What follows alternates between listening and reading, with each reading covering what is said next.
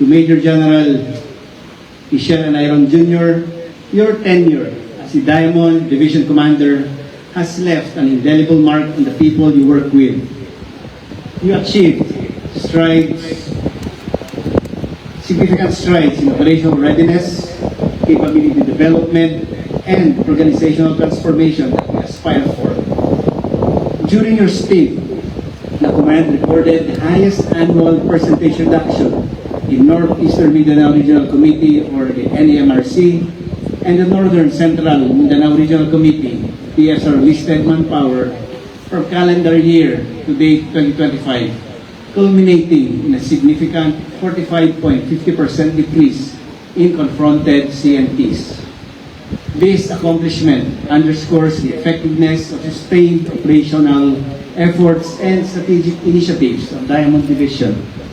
Your relentless pursuit of the mission led to the successful dismantling of 8 insurgent units, earning one of your brigades the prestigious Chief of Staff AFP Streamer Awards. You also understood that peace is not won by arms alone. Your commitment to the reconciliation, healing, and closure program for families of fallen adversaries shows the heart of a true peacemaker. More than these accomplishments is the legacy you leave behind, a culture of both professionalism and discipline.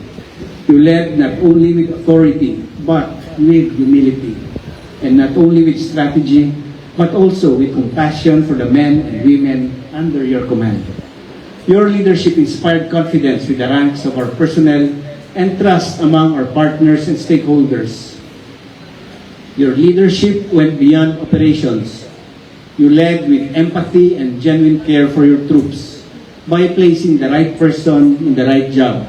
You built a principle that became the foundation of all human capital initiatives. Mitch, as you retire from service, you do so with profound respect and gratitude from our organization.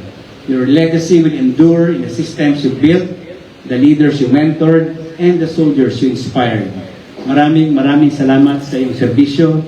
Brigadier General Siegfried Cito Bolado, you assume the leadership of a strong and capable division as the acting commander of Diamond Division.